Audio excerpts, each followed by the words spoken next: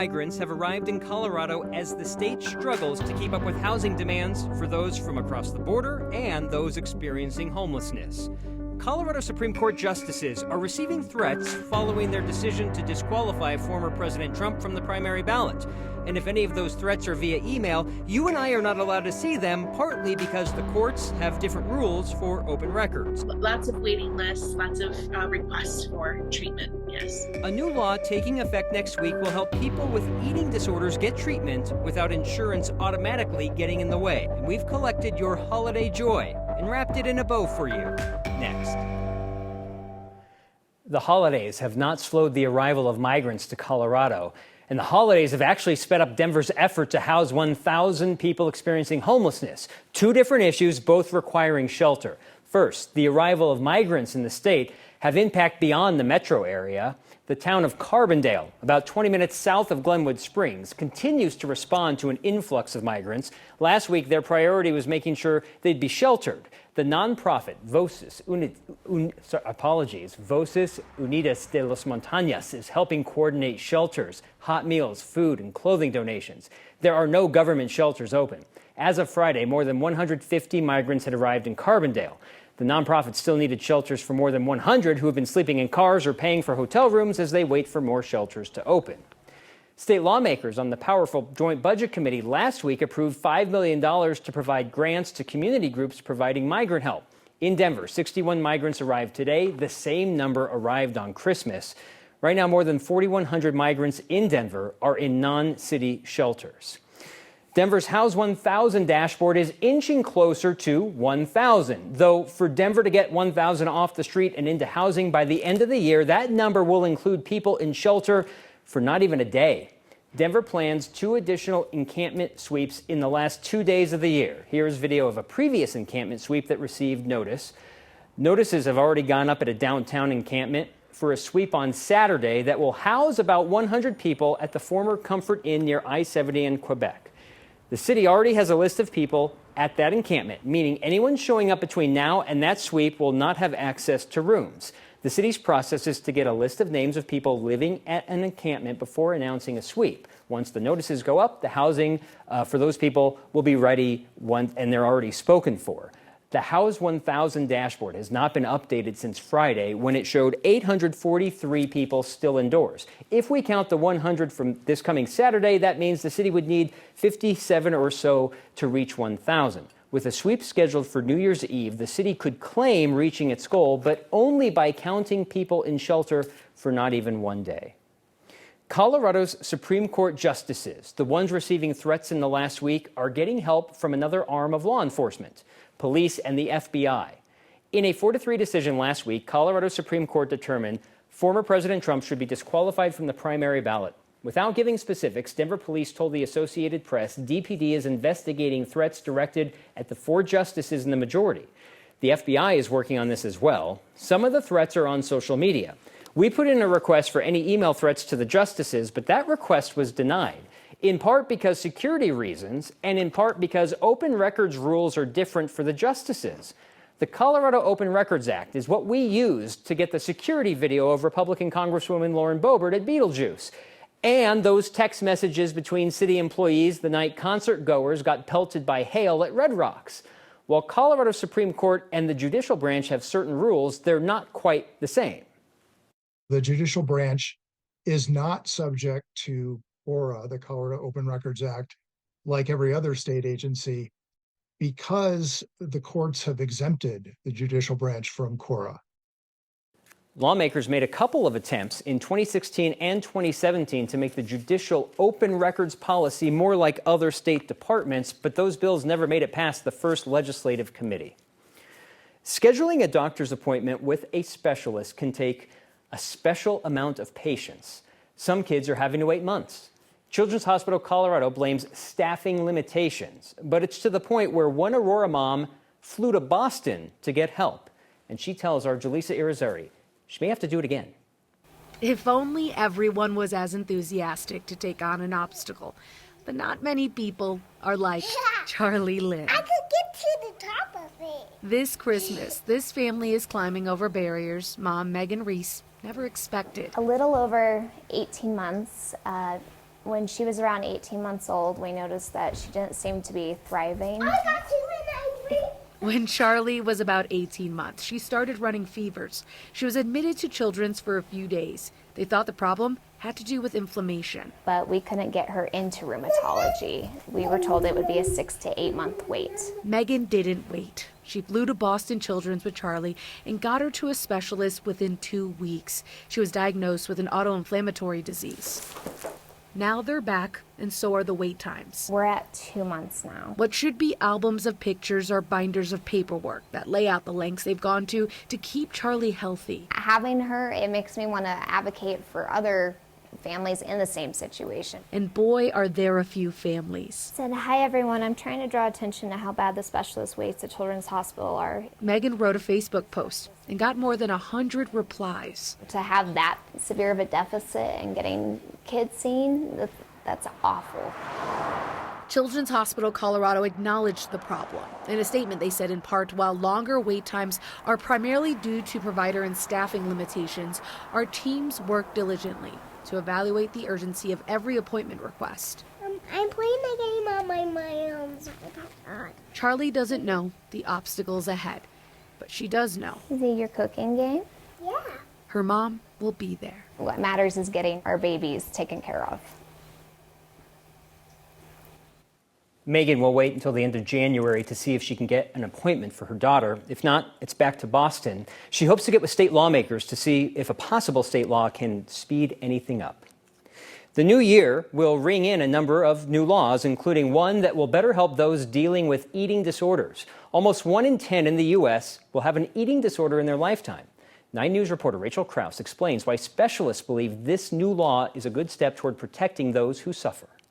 Eating disorders are very common. Dr. Patricia Westmoreland with Acute Center for Eating Disorders in Denver often treats those who are very medically ill from eating disorders. Demand for care is high. We have a 30-bed unit, and there is typically always a waiting list. Over at ED Care in Denver, Brenda Velacera says they're also seeing a growing need for eating disorder treatment. There's always been a need, but I think the need for eating disorder treatment has increased exponentially since COVID. A need that carries dramatic consequences if left unmet. Eating disorders have the second highest mortality rate of any psychiatric illness other than addiction, opiate addiction. Come January, a new law takes effect in Colorado to help those caring for people with eating disorders. It will limit the use of body mass index in determining treatment. Dr. Westmoreland says that's important because often it's not necessarily the weight reading on the scale, but the change in weight that needs to be addressed. Unfortunately, insurance companies in the past and still now try to use body mass index as a way to indicate whether or not somebody needs a certain level of care. So there's much more that goes into an eating disorder than weight. This new law will also ban the sale of diet pills to minors without a prescription. Velacera says that's critical to preventing eating disorders from developing. Not having adolescents access to diet pills, I think, is a great protective factor that our society can give individuals from helping them stay away from or having an eating disorder. Both Westmoreland and Velacera say the new laws won't bring much change to how their facilities operate. These rules have already been best practices for years. But Velacera says having this written into law is critical to ensuring people can access the care they need, and that all facilities are offering those same best practices. When people are not necessarily in the eating disorder community, for lack of a better term, where they are thinking that they're being helpful and then they're not following these standards, and that's where it can be a bit dangerous or risky. Both Velacera and Westmoreland told me today that this law is a great start, but they say right now many people are still able to unable to access treatments for eating disorders through their insurance. They say a lot of plans don't cover treatment or limit where people can go for help. And they want to see lawmakers take more action on this to ensure that people can access the care they need, stressing that getting the right care can really save lives here. Okay, Rachel, my wife is a trainer of older adults, and we're going to have a lot of conversation about this tonight at dinner, I'm sure. A BMI is something, it's on a scale of like height and weight. It's a plot point, and it doesn't tell you anything besides how tall and how much that person weighs. It doesn't give that kind of information that they're saying goes beyond what should receive this care. Yeah, and yet a lot of insurance providers are using that BMI index to decide who needs care for an eating disorder treatment instead of factoring in where they started on the scale, where they've ended up, and just how much weight they've lost, which can really play into how well they're doing and how sick they've gotten from this. I'm sure BMI has a purpose. That's my purpose for BMI, just on the scale. Thank you, Rachel. You've raised more than $11,000 for the nonprofit Growing Home. Their goal is to help stabilize families at risk of losing their homes. Everyone should be able to have a place to call their own, especially during the holidays. Together, we can support Growing Home as they help people pay their bills and develop long-term plans for stable, affordable housing. And if you know of a cause that could use our help as a community, send it our way at next@9news.com. Associate's degrees are making more than those that just have a high school diploma. And I mean, so right there, it has a value. One school, I won't tell you which one, but the video is giving it away, is telling former students congratulations, even if they stopped going to class before getting their degree. And what makes a blizzard a blizzard? Chris Bianchi educated me on that while we worked on Christmas, and today we'll share that answer with you. And you have sent us your holiday joy all month, so we're returning the favor. Next.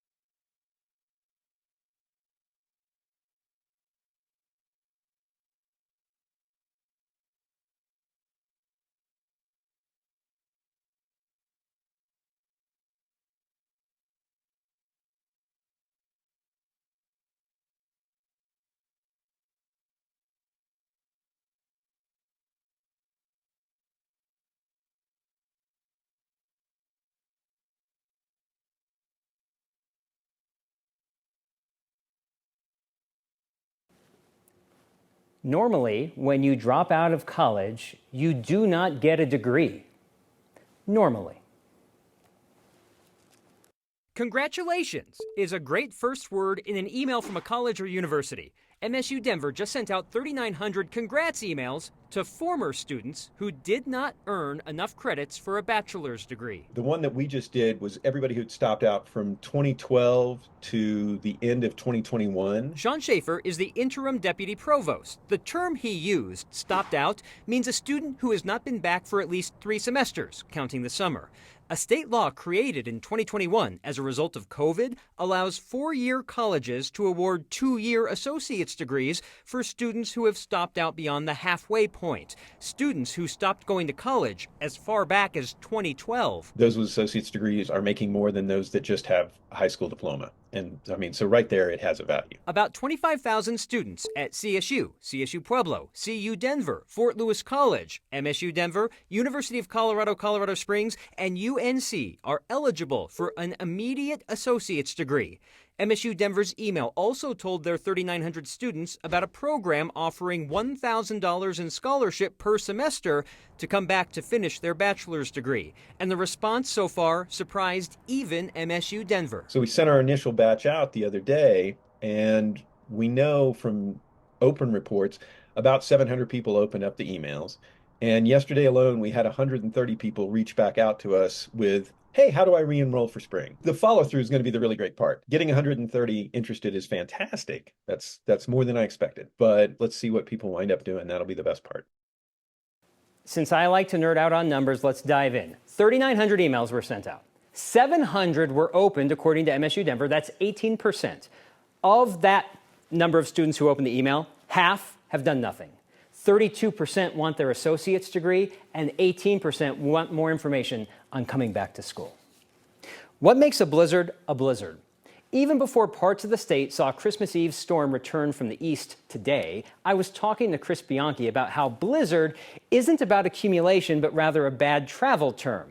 Blizzards have nothing to do with how much snow we get. A blizzard doesn't have to have any snow at all. The term is based on visibility more than anything else. Bad visibility, and you've got a blizzard on your hands. The National Weather Service told us they define a blizzard as 3 hours over any given period.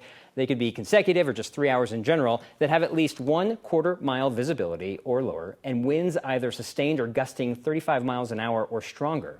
When you add in snow, the roadway visibility could be near zero, and that's what makes the blizzard dangerous. So if you're on the roads, that's where it becomes most dangerous because, again, you are driving into conditions where you can't see really even the hood of your car, depending on how strong the winds are. But if you have to go out, if you absolutely have to, last resort, you want to leave as much time between your destination and your departure as possible and take it as slow as possible as well, too. Not as likely in the metro area, but a lot on the plains. If you're not driving and you're just out and about, you could be disoriented from a blizzard, just walking out of your house, getting lost on the sidewalk. Lauren, I know this sounds weird, but I'm sure people like in Burlington and on the Eastern Plains could experience that yesterday. That's exactly right. And that's why blizzards always have a wind aspect, but don't always have a snowfall aspect, because you could have a blizzard with just the snow that's already on the ground if those winds are whipping it up enough. So we do have some blizzard alerts in effect. I'll get to that in just a moment. First, let's go ahead and take a look at our conditions at DIA. 39 degrees, cloudy skies. We do still have winds coming in from the north-northwest at 17 miles per hour. So that makes it feel colder. It feels closer to 30 degrees outside. Now, as you take a look at our HD Doppler radar, this is the big storm system that's over central portions of the U.S. The center of the storm actually already pushed its way through Colorado. That was our Christmas Eve storm. It's the back end of this that brought the heavy snowfall today and through the rest of the evening and those strong winds. So as we take a look at our HD Doppler radar, most of the Front Range and Eastern Plains, the northern half of this will be heavily affected. Some of this could make its way southward into the southeastern corner of the state, but it's the northeastern corner of the state that's going to have the highest snowfall and the strongest winds with the biggest impact. So we do have blizzard warnings still in effect through tomorrow morning, and that's going to be central and northern portions of the Eastern Plains, as well as the Palmer Divide area. You can see southern portions of the I-25 corridor there, the I-70 corridor, where we're going to expect up to 6 inches of new snow, but we're also going to see these winds gusting between 50 to 60 miles per hour. That's what creates those whiteout or blizzard conditions and that hazardous road travel. We also have some high wind warnings in effect through midnight tonight. These areas are less concerned with the snowfall, but we could see those winds gusting around 65 miles per hour. As we go into the evening hours, we're going to continue to watch for that spotty snowfall, those very gusty winds, chilly temperatures. And as we go through the next few days, the end of our 2023, we're going to be above average leading all the way into the first day of 2024. We asked you to send in your holiday joy, and you more than delivered. A minute of this type of pure joy is next.